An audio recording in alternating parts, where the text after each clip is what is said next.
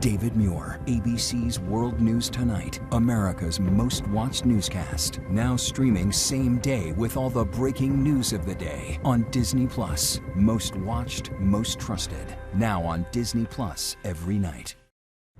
Tonight, breaking news, the powerful winter storm pummeling multiple states right now. The newly released Epstein Files, the images and famous names in the documents, and the immigration debate contributing to a partial government shutdown. First, that winter storm tearing through the southeast, life-threatening freezing temperatures for up to 160 million Americans, stretching as far south as the Florida Everglades. Some states still cleaning up from last week's storm, up to a foot of snow in the forecast. More than 2,000 flights canceled.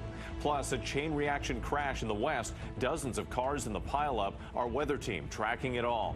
The growing fallout from the millions of documents in the Epstein Files, newly released images and communications between the rich and powerful, including former Prince Andrew. And our first look at the evidence against Epstein nearly 2 decades ago. Prosecutors calling him a continued danger to the community, but that 60-count indictment never filed. Epstein instead pleading to a lesser charge. Tonight, the survivors speaking out. Breaking news in the immigration crackdown. A federal judge ordering the release of a 5-year-old boy and his father detained outside their home in Minneapolis. And as protests continue, Homeland Security is asserting new powers for agents to make arrests. Also tonight, the partial government shutdown, the battle over DHS funding at the heart of the dispute. What's affected this time? How long will it last?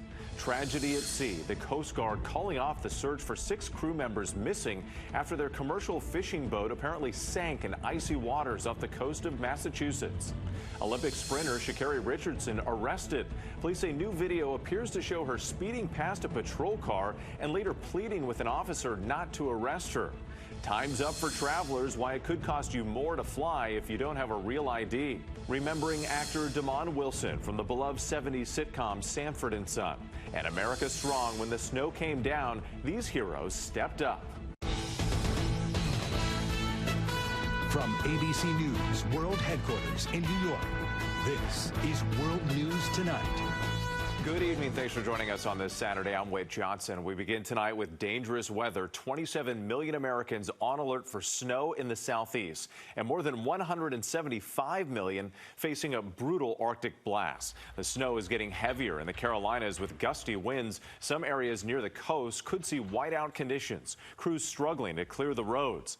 The severe weather also causing major travel disruptions. More than 2,000 flights canceled today.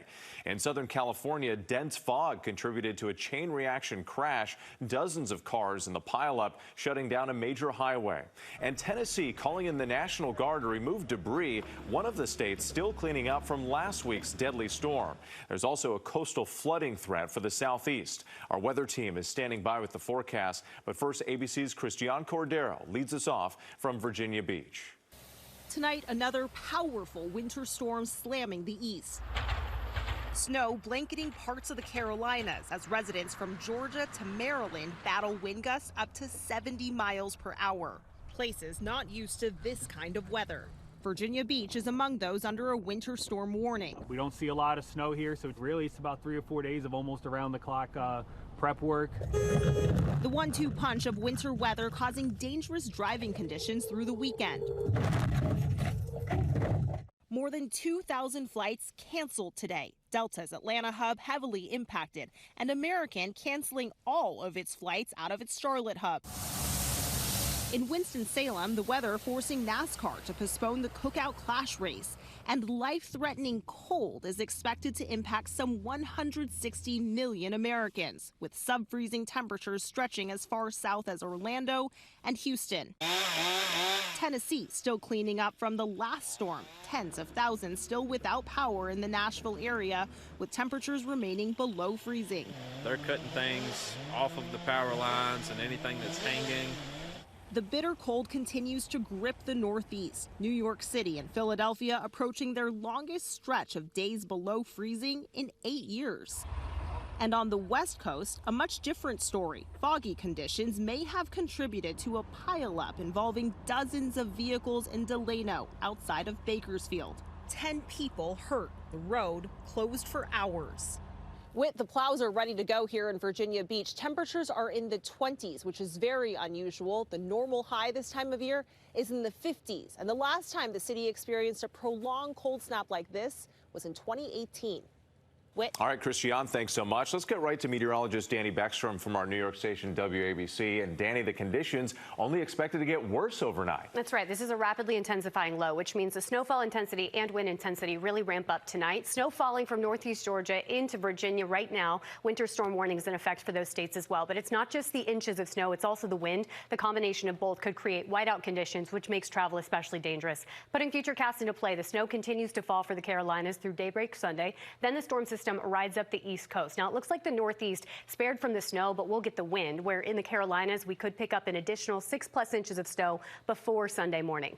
Storm moves out, the cold moves in. Freeze warnings from Houston down through the Florida Peninsula, extreme cold warnings for the states in between, and we're talking temperatures sub-freezing for so much of the state of Florida. The purple boxes, those are potential records falling tomorrow morning. Wet, it'll feel sub-freezing in Miami. Actual air temperature tomorrow in the 30s. Brutal cold for them. Yeah, another long, difficult stretch for so many of us. Thanks, Danny.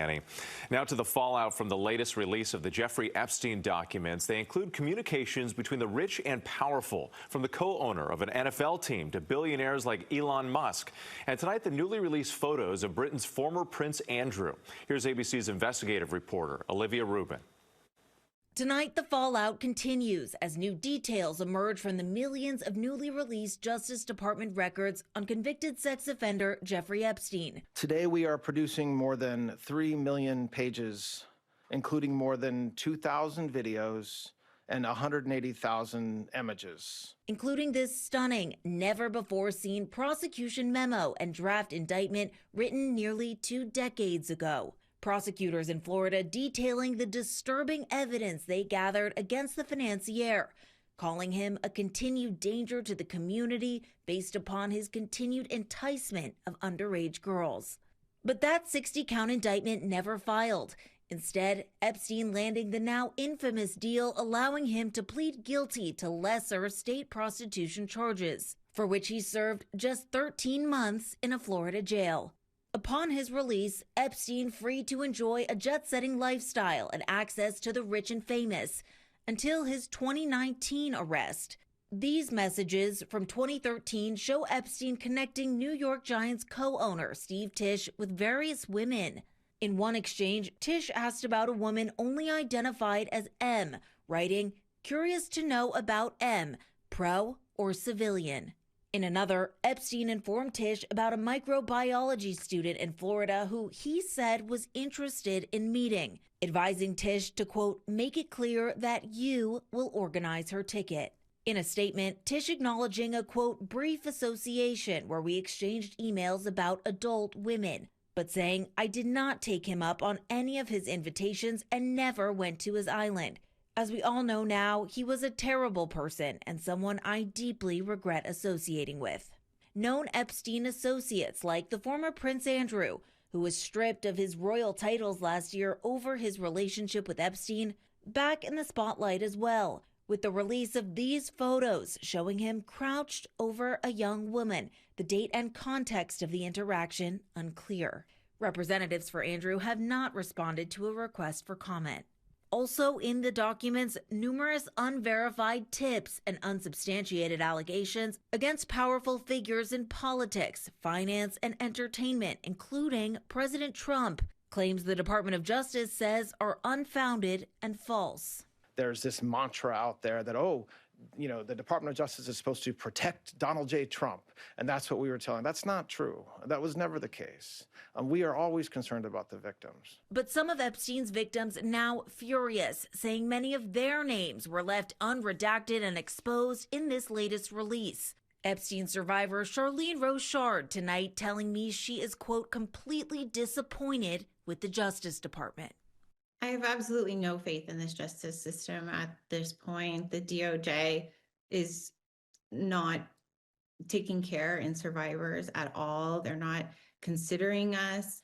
And wait, now the bipartisan lawmakers who pushed for the release of the Epstein Files are raising questions about the 3 million pages of records the Department of Justice did not release. They're now asking for an in-person briefing to review the full files. Whit. Olivia Rubin for us tonight. And tune into This Week tomorrow morning. George Stephanopoulos speaks with Deputy Attorney General Todd Blanche about the release of the Epstein Files.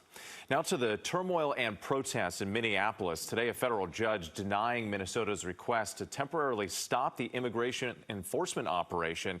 And what we're learning tonight about the fate of a 5-year-old boy and his father detained outside their home. ABC's Ike Ejiochi is in Minnesota tonight. Tonight, as Americans are in the streets protesting federal immigration enforcement efforts in U.S. cities, the court battle to remove ICE officers from Minnesota dealt a setback. A federal judge today denying a petition by the state to end the immigration operation in Minnesota, saying the balance of harms does not decisively favor an injunction, adding that a federal court of appeals had recently reversed a much more narrow request. This comes as a memo obtained by ABC News reveals that the Department of Homeland Security recently expanded the ability of immigration agents to make arrests without a warrant, something anti-ICE protesters have condemned. And tonight, President Trump saying federal agents will no longer assist in quelling protests unless requested by local leaders. Trump adding that DHS officials will still be deployed to protect federal property. Bring home Leah Ramos. Protesters today also conducting sit-ins at Target stores around Minneapolis. We are here inside one of the many Targets in Minneapolis where dozens of protesters have decided to hold a sit-in, making their voices heard. Target has been criticized by protesters who are urging the company to do more in the face of immigration actions in Minnesota, where Target is headquartered. Target has said it does not have any agreement with immigration enforcement agencies. Immigration enforcement efforts have been a flashpoint throughout the country. The detainment of a 5-year-old and his father with a pending asylum case sparked outrage, with messaging from the administration adding to the furor. Today, a federal judge in Texas saying the 5-year-old and his father should be released as soon as practicable and no later than February 3rd. President Trump's social media post did not say whether ICE agents will be pulled out of Minneapolis or any other states seeing ICE operations. Ike Ejiochi, we appreciate it. And that nationwide debate over immigration crackdowns now contributing to a partial government shutdown. Overnight, senators passing a bipartisan package of funding bills, but removing extended funding for Homeland Security, leaving lawmakers 2 weeks to negotiate potential reforms to immigration enforcement operations. Here's ABC's senior White House correspondent, Selena Wang. Tonight, a partial government shutdown kicking off the fight over federal immigration enforcement. Democrats pushing for new restrictions after the killing of Alex Preddy and Renee Good in Minneapolis. The Senate deal passed Friday night and backed by President Trump strips Homeland Security funding out of the broader package, giving DHS 2 weeks of funding to allow time for negotiations. Democrat demands include ending roving patrols by federal agents, holding agents to the same use of force standards as state and local police, prohibiting them from wearing masks, and requiring body cameras. But Republicans already pushing back. Are you on board more broadly with what Democrats are asking for here when it comes to reining in federal immigration agents? No, I mean, look, the body cameras is something that everybody embraces. The masking is to protect law enforcement. They're being doxxed and attacked and followed around and maligned. The House returns Monday night, the Speaker telling me this partial government shutdown won't last long. But tonight, House Minority Leader Hakeem Jeffries says Democrats will not help Republicans fast-track this funding bill. If we're contemplating a 2-week freeze in order to get us to a place where we can see dramatic change, we want to understand that there's an ironclad path forward to get those things done. If this drags on, federal workers could miss paychecks and travelers could see delays at airports. But some parts of the government are already funded through the fall, including food assistance programs like SNAP and WIC. Selena Wang joining us now. And Selena, there are also new work requirements taking effect soon that will impact people who rely on SNAP benefits. That's right, Whit, and those changes start tomorrow, and it could mean millions of Americans lose their SNAP benefits. Under Trump's mega bill passed last year, the age for mandatory work requirements is rising from 54 to 64 years old, and exemptions are narrowing too. Caregivers of children 18 and under were previously exempt. Now that cutoff drops to 14 and under. Whit. All right, Selena, thank you. Now to the tragedy off the coast of Massachusetts. The Coast Guard suspending the search for 6 crew members now presumed dead after their 72-foot vessel issued an emergency alert on Friday morning. Here's ABC's Morgan Norwood. Tonight, America's oldest fishing port devastated after the Coast Guard suspends their desperate search for 7 missing fishermen after their vessel sank in the frigid waters off the coast of Massachusetts. For 24 hours, rescuers battling life-threatening conditions to find survivors. Crews braving 2-degree temperatures, searching 1,000 square miles both by air and boats. They were fighting some pretty nasty conditions. 7 to 10-foot seas, 30 knot sustained winds, and freezing spray. They were taking on ice. The 72-foot Lily Jean went down about 25 miles off Cape Ann. There was no mayday call. Instead, officials say a beacon signal, which can automatically alert the Coast Guard once the ship started to sink. The vessel was returning home to Gloucester, a town deeply tied to the sea, and the same community that inspired the 2000 film about a 1991 shipwreck, The Perfect Storm. The Lily Jean, seen here in a 2012 episode of the History Channel show Nor'eastermen. The captain, Gus Sanfilippo, showing the realities of life at sea. And tonight, a growing memorial along the harbor. It's devastating for the community. It's a small island, and this town thrives on the fishing industry. And with the cause of that shipwreck still under investigation tonight. Whit. Morgan Norwood, our thanks to you tonight. There is much more ahead on World News Tonight this Saturday, including video of an Olympic sprinter accused of speeding, then pleading with an officer not to arrest her, and why some travelers may have to pay more to get on an airplane starting tomorrow. Next tonight, Olympic sprinter Sha'Carri Richardson was arrested this week for excessive speeding in Florida. Police say dashcam video shows Richardson passing an officer at more than 100 miles an hour in a 65-mile-per-hour zone. She's then seen pleading with the officer to let her go. Sir, please, I'm begging you. You are going to have a little bit of time to make some phone calls. You are going to jail. I am towing your car. Please, sir. Richardson later posted a $500 bond. Police also arrested her boyfriend, Olympian Christian Coleman. When he arrived on scene, he's accused of interfering with her arrest. When we come back, he co-starred in one of the most popular sitcoms in the 1970s, Remembering Damon Wilson. To the index now, and a heads up for flyers. Starting tomorrow, you could be hit with a $45 fee at the airport if you don't have a real ID or another acceptable form of identification like a passport. The real ID is an upgraded driver's license that is marked with a star. The TSA says roughly 6% of flyers still don't have one. Tonight, we're remembering Damon Wilson. The actor was best known for playing alongside Red Fox in the 1970s sitcom Sanford and Son. In addition to acting, he was also an ordained minister. Wilson died yesterday at his home in California. Damon Wilson was 79 years old. Still ahead, America Strong, saying thanks to the men and women hard at work in the most extreme conditions. Finally tonight, America Strong and the men and women who never get a snow day. For millions, it's been a week of digging out and cleaning up. Neighbor helping neighbor. First responders and public works crews braving biting cold to help keep residents safe. In Gettsville, New York, firefighters facing the threat of hypothermia and frostbite responding to emergencies and clearing fire hydrants. In Silver Spring, Maryland, road crews using snow blowers to clear an intersection. MTA workers in New York City keeping the number 7 subway moving by cleaning the platform and tracks. And in Portland, Tennessee, linemen working from sunup to sundown to restore power. You can barely stand up on any road here. Finally, on break, 80 of these linemen sitting down to lunch at a restaurant in town. Local realtor Wally Gilliam picking up the tab. They all do things for a lot of citizens in our town and they're unrecognized. And I told my wife, I said, it's a good time to pay these guys back. A hot meal and warm thanks meaning so much to those working through this winter cold. Important work, and we are grateful. Have a good night. David Muir, the most watched newscast in America. And now, ABC's World News Tonight has won the Emmy for Best Live News Program for the 3rd year in a row.